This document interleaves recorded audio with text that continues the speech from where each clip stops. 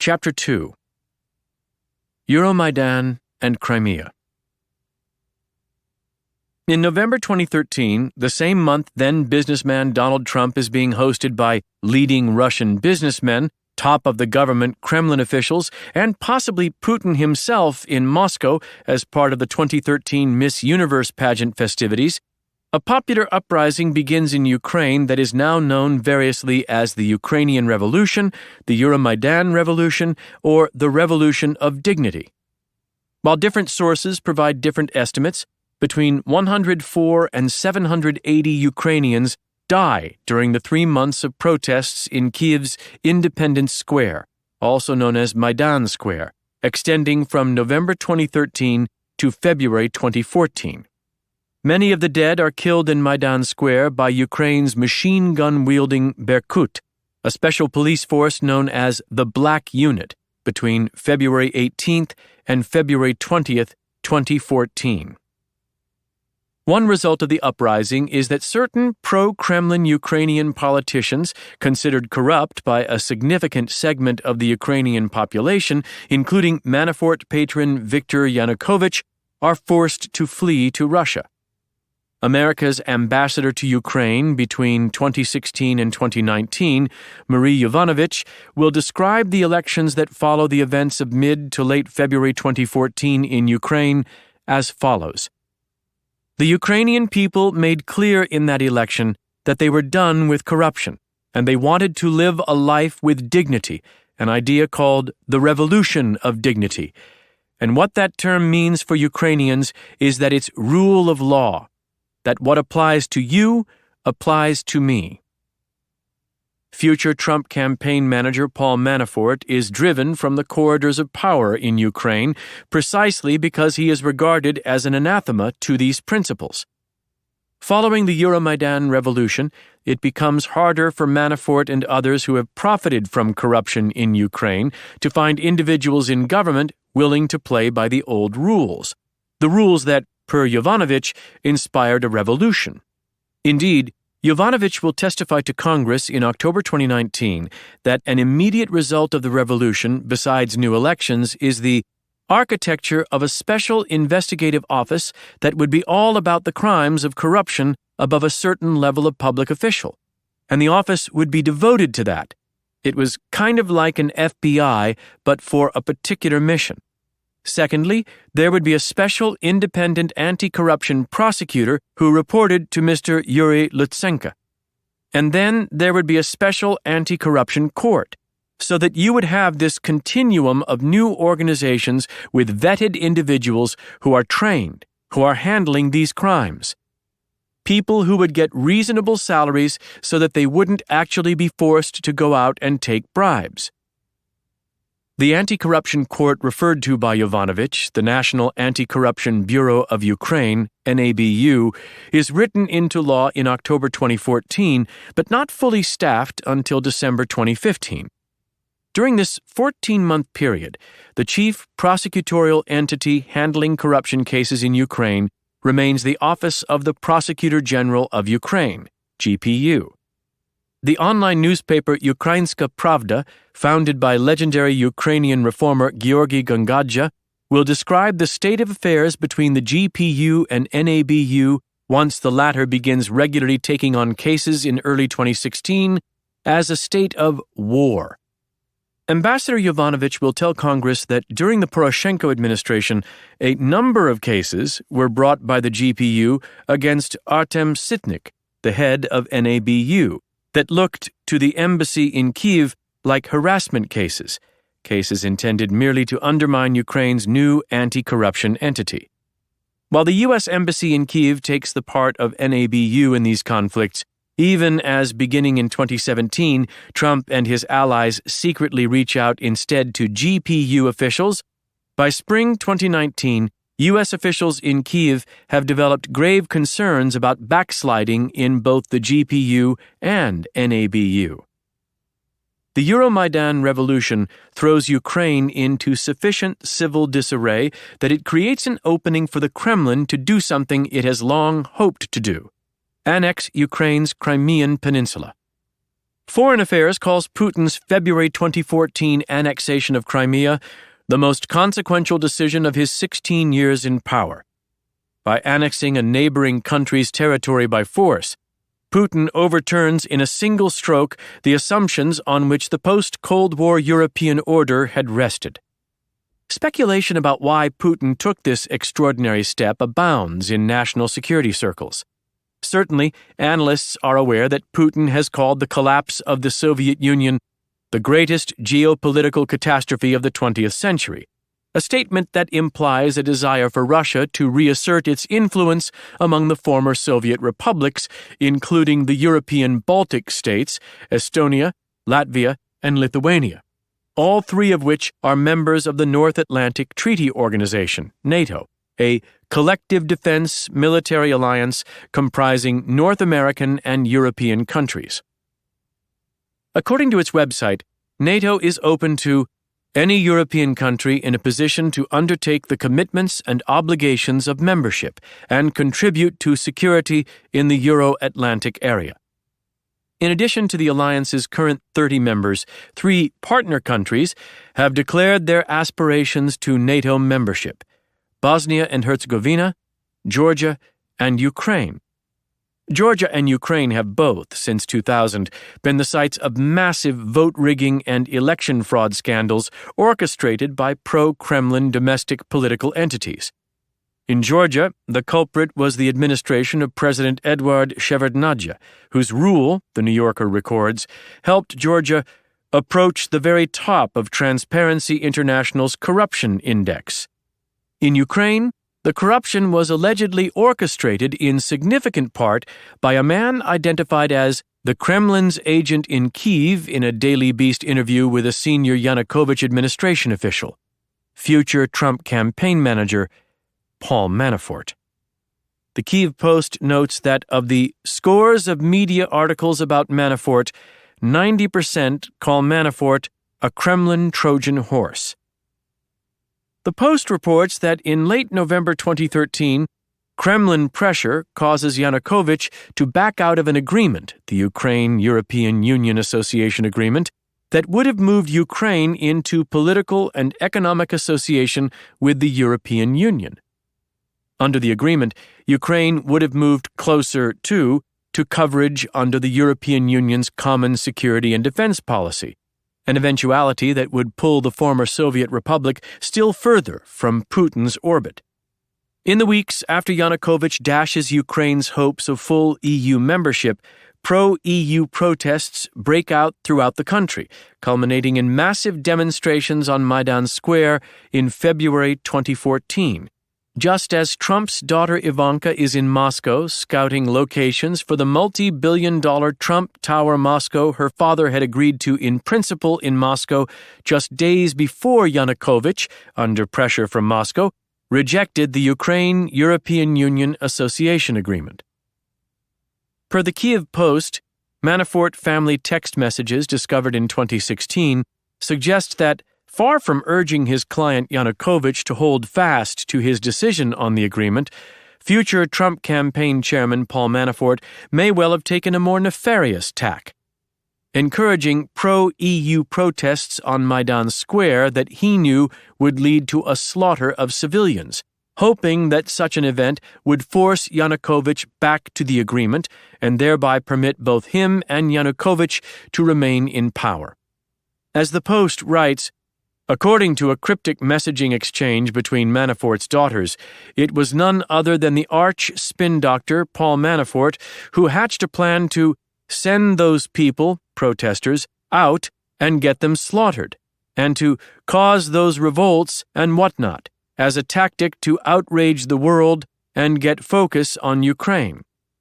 Whether Manafort indeed believed the massacre of civilians would generate political pressure on Yanukovych to stay with the West, thereby saving the Kremlin puppet's presidency, or anticipated that such killings would have the opposite effect, tearing Ukraine apart and giving Putin the space needed to take whatever parts of Ukraine he wanted, is unclear. Whatever Manafort's esoteric motives, the Post notes that all of them had a dollar sign.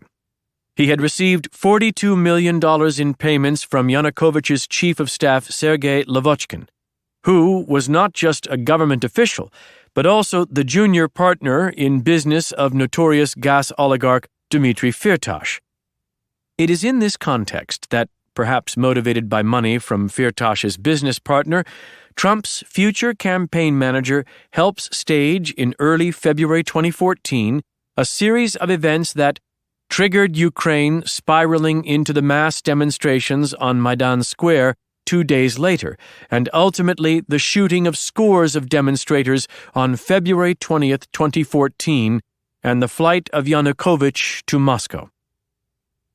Within hours of the massacre on Maidan Square, the New York Times reports, a disinformation campaign began on social media to try to reframe the violence. Reporting by the Washington Post has attributed the effort to the GRU, Russia's military intelligence agency. The GRU also set up online groups that promoted Crimea's secession from Ukraine. The effort, which also used paid Facebook ads, presaged Russian interference with the 2016 presidential election in the United States. In March 2014, just weeks after the Maidan massacre, Russian forces annex Ukraine's Crimean Peninsula, prompting, according to the BBC, the worst East-West crisis since the Cold War. It is, moreover, what the Brookings Institution will call a gross and direct violation of the 1994 Budapest Memorandum, an agreement signed by the United States and Russia that binds the latter to honoring the territorial sovereignty and, by then established boundaries, of Ukraine. Russia's aggression constitutes an invasion of the largest nation by land area located entirely in Europe, an extraordinary circumstance that prompts not only the United States but also the European Union to impose harsh sanctions on Russia almost immediately after the annexation. One of the Kremlin-connected entities hit by sanctions is Sberbank, the Russian bank that had announced its plan to fund the Trump Tower Moscow project just a few months earlier on November 19, 2013. During his November 2013 stay in Moscow, Trump had attended a private meeting arranged by Hermann Greff, Putin's former energy minister and now chief executive of the state-owned Sberbank, Russia's biggest bank. Trump therefore knows by mid-2014 that the anti-corruption forces in Ukraine that had long stood against Yanukovych, Manafort, Lavochkin, and Firtash had now also scuttled a potential multi-billion-dollar Trump Organization development deal in Moscow. Crimea, once part of Russia, was given to Ukraine in 1954 by Soviet leader Nikita Khrushchev, at a time when none foresaw the dissolution of the Soviet Union and therefore the eventual movement of Crimea outside Moscow's sphere of influence. Approximately the size of the U.S. state of Maryland, Crimea immediately became a semi-autonomous region of Ukraine with strong political bonds to Ukraine and equally strong cultural ties to Russia. The fact that Crimea was, 15 years into Putin's career as a national leader, indisputably Ukrainian geopolitically, but arguably Russian culturally, will form the backdrop of the scandal that leads to Trump's December 2019 impeachment. Crimea's significance to Russia goes beyond cultural affinity, however. For well over 200 years, the Russian Navy has stationed its Black Sea Fleet at Sevastopol, the Crimean Peninsula's largest city, because it is one of the two warm water ports to which Russia, a nation whose climate is frigid in the main, has access. But the strategic importance of Crimea to Putin is not merely a military one. Indeed, it even more powerfully presents as a matter of energy policy, as Putin's annexation of the region costs Ukraine, per the Ukrainian Energy Ministry, 80% of its oil and gas deposits in the Black Sea. As for the U.S. interest in Ukraine, former U.S. Ambassador Marie Yovanovitch will testify to Congress in October 2019 that Ukraine's territorial sovereignty is a critical national security interest for America. Because of Ukraine's geostrategic position bordering Russia on its east, the warm waters of the oil-rich Black Sea to its south, and 4 NATO allies to its west, it is critical to the security of the United States that Ukraine remain free and democratic, and that it continue to resist Russian expansionism. In April 2014, Putin, emboldened by the lack of any military response to his government stealing more than 4% of Ukraine's territory, supplies arms and soldiers in support of pro-Russian armed groups seizing parts of the Donetsk and Luhansk regions on the Russian border of eastern Ukraine, an act of unilateral aggression that increases the percentage of Russia's European neighbor held by the Kremlin to 7% of the former's total land area. The Ukrainian military immediately launches operations to retake its territory. Because it is facing the second strongest military in the world, according to the 2019 Firepower Index, however, Ukraine, fielder of the world's 29th strongest military per the index, suffers more than 13,000 casualties in the first 60 months of its war with Russia. While many of the troops opposing the Ukrainian military are pro-Russian separatists or Russian irregulars, for the duration of the war, NATO and Western intelligence experts will repeatedly accuse Russia of sending heavy weapons and combat troops into eastern Ukraine to help the rebels. For its part, the Kremlin will admit only that Russian volunteers are fighting in Ukraine. By 2019, Ukraine has amassed what the Washington Post calls considerable evidence that Russian aggression in Crimea and Donbass, the latter an area comprising the Donetsk and Luhansk regions of Ukraine, is a violation of at least 2 international treaties: the International Convention for the Suppression of the Financing of Terrorism and the International Convention on the Elimination of All Forms of Racial Discrimination.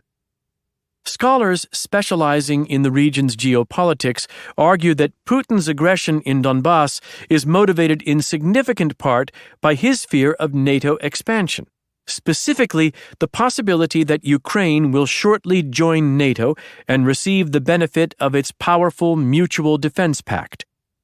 Though NATO says that its ongoing enlargement process, which it describes as an open-door policy for qualifying countries, poses no threat to any country because it is exclusively aimed at promoting stability and cooperation, at building a Europe whole and free, united in peace, democracy, and common values, NATO has long been seen as a threat by the Kremlin regardless.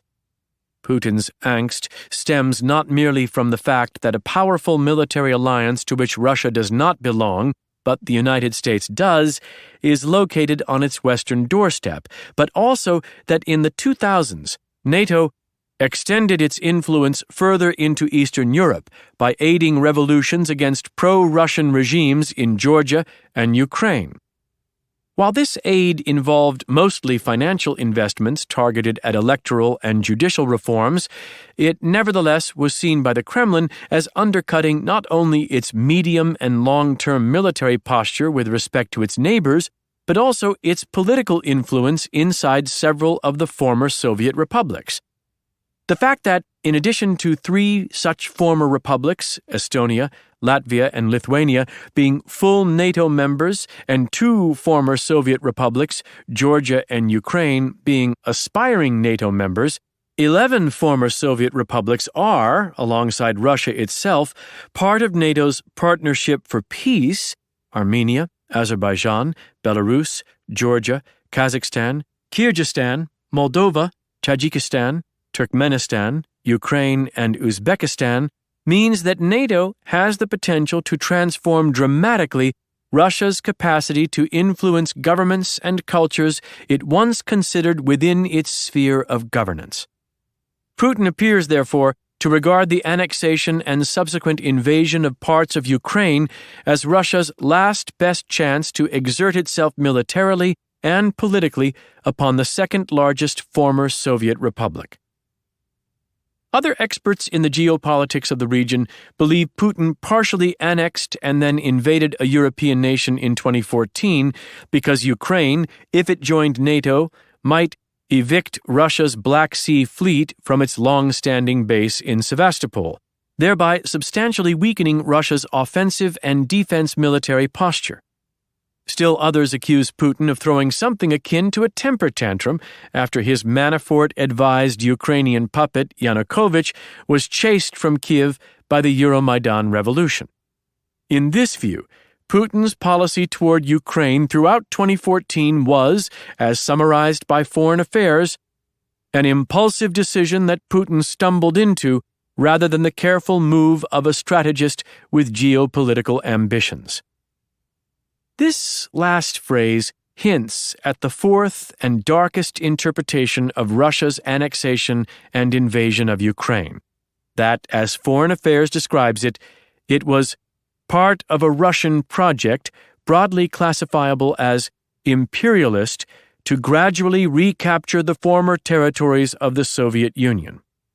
Such a grand design would suggest that Putin never accepted the loss of Russian prestige that followed the end of the Cold War, according to Foreign Affairs, and is determined to restore it in part by expanding Russia's borders. Whatever Putin's motivations, Military Times reports that Russian officials began arriving in the Crimean Peninsula in February 2014, shortly after the pro-Western government took power in Kiev, following the Euromaidan revolution. These officials were accompanied by troops without insignia who began occupying crucial infrastructure, including Ukrainian military bases. It will take years for Putin to admit publicly that these unidentified troops had indeed been Russian soldiers. In the face of these insignia-less but identifiably Russian forces, Ukrainian troops largely did not put up resistance and retreated, according to Military Times. In short order, Russian officers among the invading troops had forced the hand of local Crimean lawmakers to pass a motion for a referendum to secede from Ukraine and join Russia. An overwhelming majority of votes cast on March 16, 2014, supported secession. 2 days later, Moscow signed a declaration with self-proclaimed Crimean officials sealing the annexation. Neither the vote nor the annexation was recognized by the United Nations.